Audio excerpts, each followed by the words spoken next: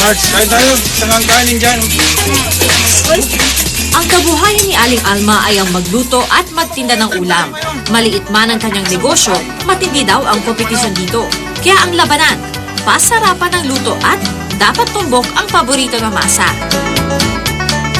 At sa 2 taon niyang pangangarinderya, nalaman niya na ang mabenta ay ang adobong manok sa gata at sili. Dito kasi sa amin ito ang gusto nila palagi may gata. Mga Bicolano, paborito yung may gata. Chili. Madali para kay Aling Alma ang magluto ng adobo dahil halos sa sariling bakura na rin niya kinukuha ang mga sangkap ng kanyang adobo sa gata. Magluluto kami ng yung luya nandiyan lang sa tabi, may tanim.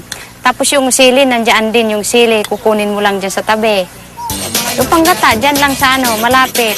Dito lang sa paligid, maraming nyog. Simple lang ang estilo ng pagluto ng adobo ni Aling Alma. Pagkatapos palambutin ang manok sa tubig at suka, ilalagay na ang gata.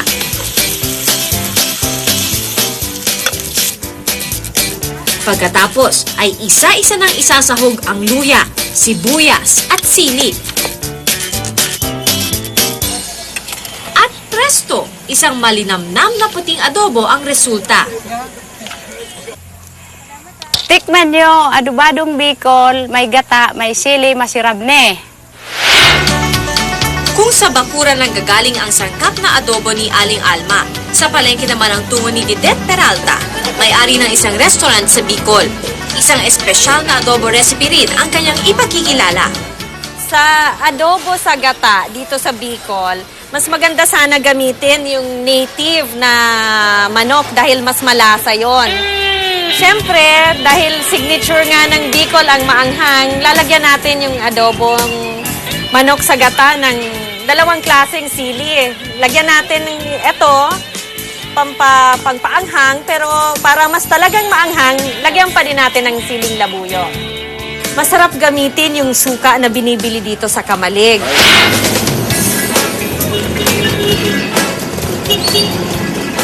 Isa sa pinakamahalagang proseso sa pagluto ng adobong Bicol ay ang paraan ng pagkuha ng gata.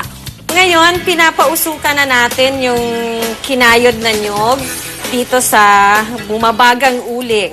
Nagkakaroon ng parang smoke flavor yung gata. So yun yung isa pa na nagiging mas distinct yung taste ng adobong manok sa gata pag nilalagyan ito. Tapos pati yung color niya, hindi siya yung masyadong maputi, medyo brownish yung color ng adobo. Ayon pa kay Didet, kakanggata raw ang pinakamasarap na gamitin sa pagluluto ng adobo. Kakanggata. Part ng gata, yung unang labas Dahil niya. sa Bicol, ang dami-daming coconut at gata is a staple. So, ang kanilang adobo, may gata. Diba? So, puti yung kanilang adobo. At kapag nasipsip na ng manok ang gata, ay pwede na itong iprito sa sariling mantika. At pagkatapos, ay pwede nang ilagay ang pinaka-importanting sangkap ng may init na Bicolano, ang sili. Ito po ang adobong manok sa gata dito sa Bicol. Masira mo na maray. Mula sa Kabikulan, puntahan naman natin ang probinsya ng Rizal. At dito raw sa Balaw-Balaw Restaurant, meron silang masarap at espesyal na adobong kakaiba. Alamin natin kung ano yon. Ano yung kakaiba sa inyong adobo? Alam mo, meron kaming luto sa itik. Ang itik ay popular dito sa aming bayan. Kakaiba rin ang ipinagmamalaking adobo ng Angono. Ang mga sangkap nito, itik, dugo ng baboy, papaya at tahore, isang klase ng soybean na maalat. Itong dugo, ilalamasin yan sa suka kasama yung tahore.